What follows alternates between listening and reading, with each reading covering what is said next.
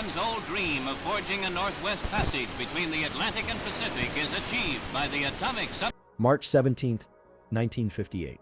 73 degrees north latitude beneath the Arctic ice cap. The temperature outside hovers at negative 40 degrees Celsius. Captain Nikolai Shumkov peers through the periscope of his diesel-electric submarine, the Soviet Navy's K-21, scanning the frozen wasteland above. His hands tremble, not from cold but from exhaustion. 42 hours submerged. The batteries are dying. The air tastes metallic, thick with carbon dioxide. His crew of 68 men breathe in shallow gasps, conserving oxygen that grows more precious by the minute. "Captain, we must surface," his executive officer whispers. "Battery capacity at 12%. Shumkov knows the mathematics of diesel-electric submarines, as well as he knows his own heartbeat. Another 3 hours maximum before they breach the ice or suffocate. This is the iron law of underwater warfare, unchangeable as gravity. No submarine in history has operated beneath the waves for more than 2 days without surfacing. The Americans have the same limitation. Everyone does." Then his sonar operator calls out coordinates. Another submarine, moving fast. Too fast. Heading directly under the thickest ice? Propeller signature unknown, Captain. Not diesel. Something else. Continuous power output. No battery cycling? Shumkov dismisses it as instrument error. Impossible. What his sonar operator didn't know was that 600 meters away, USS Nautilus was beginning her third day submerged, with enough power to remain underwater for another 3 months without surfacing once. Within 18 months, Shumkov's entire understanding of naval warfare would crumble. Within 5 years, the Soviet Union would be frantically attempting to match a capability they had assured themselves was decades away, if achievable at all. The story of how American nuclear submarines shattered Soviet naval doctrine begins not in the ocean, but in the desert. December 1951. Idaho Falls, Idaho. A converted wheat field now houses the most consequential engineering project the U.S. Navy has ever attempted. The submarine thermal reactor, designation STR Mark I, sits inside a massive steel sphere. Captain Hyman Rickover, 51 years old, stands before a control panel watching pressure gauges climb. A Polish immigrant who clawed his way through the Naval Academy despite rampant anti-Semitism, Rickover has spent 7 years obsessed with one idea that everyone else in the Navy called fantasy. A submarine powered by splitting atoms. The engineering challenges seemed insurmountable. A nuclear reactor generates temperatures exceeding 3,000 degrees Fahrenheit. It weighs hundreds of tons. It requires massive shielding to protect crew from radiation. It needs complex cooling systems, backup safety mechanisms, and uranium fuel enrichment processes that barely exist in 1951. Most Navy admirals looked at Rickover's proposals and laughed. The Soviets, monitoring American naval development through their intelligence networks, reached the same conclusion. Nuclear submarines might theoretically work, but practical deployment was decades away. What the Soviets didn't know was that Rickover had already solved critical problems. The STR Mark I achieves criticality on March 30th, 1953. The reactor runs continuously for 96 hours, simulating a complete transatlantic crossing without refueling. Traditional diesel submarines could manage perhaps 400 miles submerged before their batteries died. Rickover's reactor could power a submarine for 100,000 miles. The difference wasn't incremental, it was civilizational. Soviet naval intelligence receives their first reports about the Nautilus project in early 1952. Captain First Rank Anatoly Raspletin, head of the GRU's Naval Technology Assessment Division, reads the translated documents in his Moscow office. 39 years old, veteran of the Great Patriotic War, Raspletin has spent 8 years tracking American naval developments. He writes in his assessment report, American claims regarding nuclear submarine capabilities appear exaggerated for propaganda purposes. Estimated earliest deployment 1965 to 1970. No immediate concern for fleet operations. The irony was that Soviet engineers were making the same calculations American engineers had made 5 years earlier before Rickover proved them wrong. January 21st, 1954. The keel of USS Nautilus touches water for the first time at Electric Boat Company in Groton, Connecticut. She displaces 3,000 tons surfaced, 4,000 submerged. Her length measures 320 feet. Her pressure hull is constructed from HY-80 high-yield steel, capable of withstanding depths of 700 feet. But her heart is the S-2W reactor, generating 13,000 shaft horsepower through 2 steam turbines. She can maintain 23 knots submerged indefinitely. Not for hours, not for days, indefinitely. Commander Eugene Wilkinson, 38 years old, becomes Nautilus's first commanding officer. A calm, methodical officer from California, Wilkinson understands that he's not just commanding a submarine. He's proving that underwater warfare has fundamentally changed. On January 17, 1955, Nautilus leaves dock under nuclear power. Wilkinson sends his historic message, "Underway on nuclear power." The submarine remains submerged for the next 84 hours, traveling 1,300 miles, using a fraction of her reactor's capability. Soviet observers monitoring U.S. naval movements note the extended patrol. They assume Nautilus surfaces at night, following standard submarine doctrine. The concept that she never surfaced at all doesn't occur to them. It violates everything they know about submarine operations. The Yuri's Rasputin updates his assessment 6 months later. American SSN Nautilus demonstrates improved submerged endurance, possibly 60-72 hours with enhanced battery systems. This represents significant advancement but remains within predictable technological progression. He still doesn't understand. Nobody in Moscow does. Traditional diesel-electric submarines operate on a simple principle. On the surface or at periscope depth, they run diesel engines that propel the boat and charge massive banks of lead-acid batteries.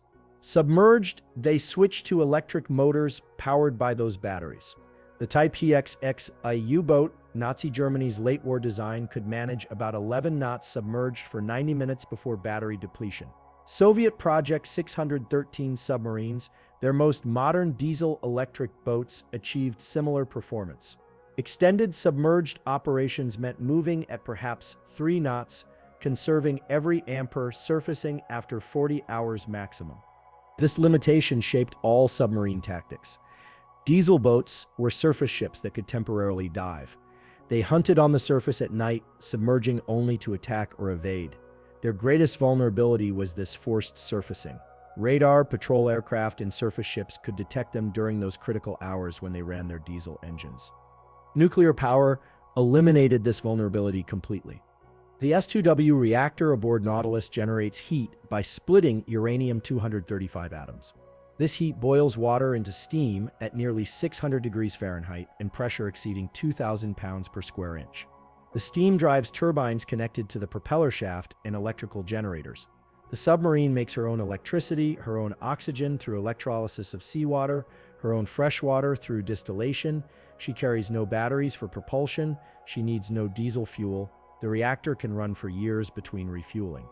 Captain Second Rank Victor Digallo commands the Soviet submarine S-144 when he receives orders to track American naval movements in the Atlantic in August 1956. 29 years old, decorated for wartime service despite joining the Navy in 1945, Digallo represents the new generation of Soviet submariners. His boat is diesel-electric, top-of-the-line, equipped with the latest sonar systems purchased from friendly sources in Western Europe. His mission brief mentions the Nautilus. Intelligence suggests she may be in the area. Digallo is told to observe and report. He finds her on August 14th, running submerged off the coast of Newfoundland. His sonar operator tracks the American submarine for 6 hours, then 12, then 24. Digallo expects the Nautilus to surface at nightfall. She doesn't. Another full day passes. Still submerged. Still running at cruising speed. Digallo's own batteries are dying. He surfaces to recharge, loses contact. When he submerges again 12 hours later, his sonar picks up the same propeller signature, still submerged, now 200 miles away. How long has she been down? Digallo asks his executive officer. Our tracking shows 68 hours continuous, Captain. But she may have been submerged before we made initial contact. Digallo includes this information in his patrol report. The analysis section in Moscow notes the observation but questions the tracking data. Continuous submerged operation exceeding 70 hours contradicts all established submarine capabilities, possibly 2 different submarines. or tracking errors due to acoustic conditions. What Deigolo couldn't have imagined was that Nautilus had actually been submerged for 11 days when he first detected her. The technical advantages cascaded. Nuclear submarines could operate in complete silence at depth, their reactor cooling pumps the only mechanical noise. Diesel submarines betrayed themselves every time they surfaced, every time they snorkeled, every time their electric motors whined under load. Nuclear submarines could maintain full speed submerged indefinitely. Diesel boats crawled on battery power to conserve energy. Nuclear submarines could ignore weather, surface conditions, ice coverage. Diesel boats lived at the mercy of surface conditions they needed to reach. But the real strategic revolution came with ballistic missile submarines. November 1957. The Soviet Union stuns the world by launching Sputnik. American military planners face an uncomfortable reality. If Soviet rockets can reach orbit, they can reach American cities. The Strategic Air Command's bomber fleet, America's primary nuclear deterrent, suddenly looks vulnerable. Soviet fighters and missiles could destroy those bombers on the ground in a first strike. The United States needs a nuclear deterrent that cannot be destroyed preemptively. Admiral Arleigh Burke, Chief of Naval Operations, already has the answer under development. Put ballistic missiles on submarines. Put those submarines underwater, thousands of miles from Soviet shores. Impossible to track or target. Even if the Soviets destroy every American bomber and land-based missile, the submarines survive. They launch, Soviet cities burn. This guaranteed retaliation becomes the foundation of nuclear deterrence. But it only works if the submarines can stay hidden. A diesel submarine forced to surface every 2 days isn't hidden. It's a target. USS George Washington, the first fleet ballistic missile submarine, begins construction in 1957. She's larger than Nautilus, 481 feet long, displacing 6,000 tons submerged. Her S-5W reactor generates 15,000 shaft horsepower, but her real payload sits in 16 vertical tubes amidships. Each tube contains a Polaris A-1 ballistic missile. Each missile carries a W-47 thermonuclear warhead with 600 kiloton yield. Each warhead can destroy a city. The submarine carries enough nuclear firepower to devastate 16 Soviet urban centers. And she can stay submerged, hidden, invulnerable, for as long as her crew can endure. Commander James Osborne takes George Washington to sea on December 30th, 1959. 41 years old, submarine veteran of the Pacific War, Osborne commands a crew of 130 men and enough nuclear weapons to kill 20 million people.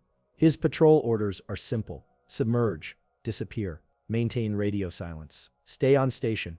If you receive the emergency action message, launch. If you don't receive it, stay hidden for 67 days, then return to port. 67 days submerged. Not 67 hours. 67 days. George Washington submerges off the coast of Connecticut and doesn't surface until she returns to port 9.5 weeks later. She travels over 13,000 miles, every mile submerged. She runs silent at patrol depth, 300 feet below the surface, deep enough that no surface ship can detect her. Her reactor never falters. Her life support systems function perfectly. Her missiles remain ready to launch. The only limitation is crew endurance, food supplies, and spare parts. The Soviets have no idea where she is. Captain First Rank Leonid Osipenko commands the Soviet Navy's Anti-Submarine Warfare Analysis Center when reports of the George Washington patrol reach Moscow in March 1960. 52 years old, veteran commander who survived 3 submarine sinkings during the Great Patriotic War, Osipenko has spent 15 years studying American naval capabilities. He reads the intelligence assessment describing the extended submerged patrol and experiences something close to physical shock.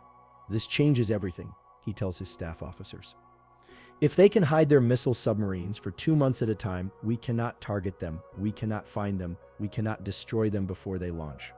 His superior, Admiral Sergei Gorshkov, Commander-in-Chief of the Soviet Navy, immediately grasps the strategic implications. The Soviet Union's entire nuclear war plan depends on destroying American bombers and missile silos in a first strike before they can retaliate. But submarines hidden in the Atlantic, Pacific, and Arctic Oceans cannot be targeted. They survive any first strike. They guarantee American retaliation. Soviet cities become hostages to submarines that cannot be found or killed. How long until we can match this capability? Gorshkov demands. We are beginning construction of Project 627 nuclear submarines, Osipenko replies. K3 should be operational within 12 months. And ballistic missile variants? 4 to 6 years minimum, Comrade Admiral. The irony was that Soviet engineers had the theoretical knowledge to build nuclear submarines years earlier. They lacked the industrial infrastructure, the precision manufacturing, the metallurgical expertise, and most critically, the time and resources that Rickover had demanded and received from the American government. K3, the first Soviet nuclear submarine, finally goes to sea in July 1961. Captain First Rank Leonid Osipenko himself takes command for her trials. She displaces 5,000 tons, slightly larger than Nautilus. Her VMA reactor generates 35,000 shaft horsepower, making her faster than any American nuclear submarine afloat. She can reach 30 knots submerged. Her torpedo armament includes nuclear-tipped weapons. But she's a rush design, cutting corners to match American capabilities as quickly as possible. Her reactor shielding is inadequate. Crew members receive dangerous radiation doses during routine operations. Her hull construction uses less sophisticated steel than American boats. Her systems are complex, prone to breakdowns, difficult to maintain. Most critically, she's 6 years behind the American program. 6 years during which the United States has built 13 nuclear submarines, learned from operational experience, refined designs, trained crews, and established doctrine. Osipenko takes K3 on her first extended patrol in September 1961. They remain submerged for 50 days. The crew suffers from the radiation exposure. 3 men develop acute symptoms. The air conditioning fails repeatedly. The reactor cooling system malfunctions twice, but they prove the concept works. Soviet nuclear submarines can match American endurance submerged. By then, the Americans are already 3 generations ahead. USS Thresher, commissioned in August 1961, represents the first true Cold War nuclear attack submarine design. Where Nautilus and her immediate successors were experimental, learning platforms, Thresher embodies everything the Navy has learned. She's designed for one purpose: hunting and killing Soviet submarines. She's faster, quieter, deeper diving than anything afloat. Her sonar systems can detect targets at ranges exceeding 30 miles. Her torpedo fire control can engage multiple targets simultaneously. Her reactor, the S-5W, is more compact, more efficient, more reliable than earlier designs. And she can stay submerged indefinitely, not just weeks, months. The reactor core has enough fuel for years of operation. The only constraints are human, not mechanical. Commander Dean Axine, Thresher's first commanding officer, takes her on a 6-month patrol in 1962, 180 days at sea, 174 days submerged. They surface only twice, briefly, for crew morale. The submarine travels 47,000 miles. The reactor performs flawlessly. Systems operate normally. The crew endures, though psychological strain becomes evident after 4 months. Soviet intelligence receives fragmentary reports of these extended patrols. The numbers seem absurd. 6 months? Impossible. Diesel submarines can manage 2 days maximum. Even with nuclear power, surely human factors would limit operations to weeks, not months. The reports must be exaggerated. They weren't. By 1964, the United States operates 41 nuclear submarines. 28 are fast attack boats like Thresher and Skipjack, designed to hunt Soviet submarines. 13 are fleet ballistic missile submarines, each carrying 16 Polaris missiles. The Soviet Union operates 11 nuclear submarines, a mix of attack boats and early missile designs. The Americans have a 4-to-1 advantage in numbers and a 10-year advantage in operational experience. But the numbers understate the real disparity. American submarines patrol constantly, maintaining continuous at-sea deterrence. At any given moment, at least 9 ballistic missile submarines are hidden somewhere in the world's oceans, their exact locations unknown even to friendly forces. They communicate rarely, using extremely low-frequency transmissions that can penetrate seawater. They maintain strict emission control, radiating nothing that Soviet sensors could detect. They simply vanish into the depths for months at a time. Soviet diesel submarines cannot find them. Soviet anti-submarine aircraft cannot detect them. Soviet surface ships cannot track them. The Americans have created invisible arsenals. Captain second rank Anatoly Shevchenko commands the diesel submarine B-39 during a patrol off the eastern seaboard of the United States in June 1965. 36 years old, considered one of the Soviet Navy's most skilled submarine commanders, Shevchenko's mission is to locate and track American ballistic missile submarines departing their base at Holy Loch, Scotland. He positions his boat along the expected transit route. He maintains listening watch, sonar operators straining to detect the distinctive reactor cooling pump noise of American nuclear boats. For 3 weeks, they hear nothing. 3 weeks of constant vigilance. 3 weeks of battery management, forced surfacing at night, vulnerability to detection. His crew grows exhausted. The North Atlantic weather batters them during surface runs. Finally, his sonar operator reports contact. American submarine, range approximately 12 miles, heading west. Shevchenko orders pursuit. His submarine can manage 8 knots submerged without completely draining batteries.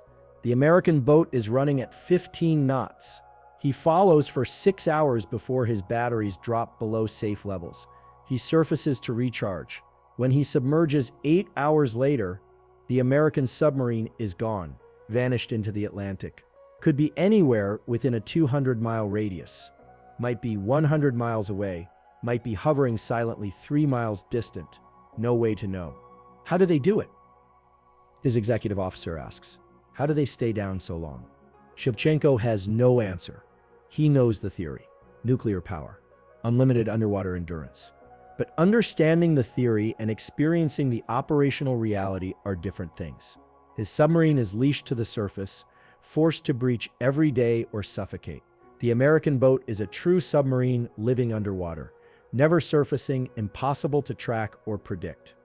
He includes this observation in his patrol report. Tracking American SSBNs with diesel-electric submarines is futile. They possess overwhelming advantage in underwater endurance. We surface every day, they never surface. We cannot maintain contact. Recommend this mission profile be abandoned unless nuclear submarine assets become available. His recommendation goes nowhere. The Soviet Union has only 14 nuclear submarines operational in 1965. The Americans have 63. Simple mathematics dictates that diesel submarines must attempt missions they cannot accomplish. The psychological impact on Soviet naval officers runs deeper than official reports acknowledge. They were trained to believe Soviet technology, Soviet engineering, Soviet determination could match or exceed Western capabilities. Submarines, especially, were supposed to be a Soviet strength. During the Great Patriotic War, Soviet submarines operated in the Baltic, Arctic, and Black Seas despite overwhelming German opposition. They were tough, resilient, effective. Now they faced an adversary whose submarines didn't play by any rules Soviet doctrine recognized. American boats didn't surface to recharge batteries because they had no batteries to recharge. They didn't need to snorkel because they created their own oxygen. They didn't need to return to port frequently because their fuel lasted years. Every assumption Soviet officers held about submarine warfare had become obsolete. Admiral Gorshkov pushes production of Soviet nuclear submarines to maximum capacity. Shipyards in Severodvinsk and Komsomolsk-on-Amur run triple shifts. Project 627 November-class attack submarines enter service at a rate of 3 per year. Project 667, a Yankee-class ballistic missile submarines, begin construction in 1964. By 1968, the Soviet Union operates 26 nuclear submarines. But quantity cannot overcome the qualitative gap. Soviet nuclear submarines in the 1960s suffer from endemic problems. Reactor shielding remains inadequate. Crew members routinely receive radiation doses that would be considered unacceptable by Western standards. The submarines are noisy, detectable at long ranges by American sonar systems. They require frequent maintenance, spending more time in port than at sea. Their patrol durations, while measured in weeks rather than days, still fall short of American standards. Most critically, they cannot reliably evade American attack submarines. USS Greenland, a Permit-class nuclear attack submarine, shadows the Soviet ballistic missile submarine K-137 for 38 days in 1969. Commander Chester Nimitz Jr., son of the famous admiral, keeps Greenland positioned directly behind the Soviet boat in her acoustic blind spot, close enough to maintain sonar contact but far enough to avoid collision. The Soviet crew never detects the American submarine. For 5.5 weeks, Greenling tracks every turn, every depth change, every routine the Soviet boat follows. When K-137 returns to port, Greenling breaks off and continues her patrol.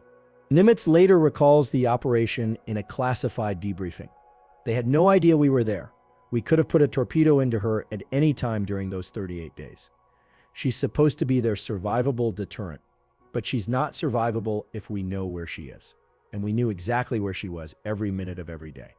The Soviet Navy eventually learns of this tracking through their intelligence networks. The revelation causes something close to panic among senior officers. If American submarines can trail Soviet missile boats undetected for weeks, the entire concept of sea-based deterrence fails. A Soviet first strike would be answered not just by American bombers and ICBMs, but by dozens of ballistic missile submarines that survived because they were too quiet, too deep, and too well hidden to find and kill. By 1970, 12 years after Shumkov's encounter with Nautilus under the Arctic ice, the transformation is complete. The United States operates 73 nuclear submarines. 41 are fleet ballistic missile boats, each carrying 16 Polaris or Poseidon missiles. At any given moment, 30 of those submarines are at sea, submerged, hidden, invulnerable. They represent 640 missiles, thousands of nuclear warheads, enough destructive power to annihilate Soviet civilization, even if every American land-based weapon is destroyed first. The Soviets operate 34 nuclear submarines. Many spend more time under repair than at sea. Their ballistic missile boats patrol close to Soviet shores, within range of American anti-submarine forces. Their attack submarines are routinely detected and tracked by American boats they never know are following them. The submarine warfare balance isn't close, it's a rout. Captain First Rank Nikolai Shumkov, the officer who encountered Nautilus under the ice in 1958, retires from the Soviet Navy in 1972. He's 51 years old. His career spent entirely in submarines. In an unofficial gathering with younger officers, someone asks him about that early Arctic patrol, the mysterious contact that disappeared under the ice. I didn't believe it at the time.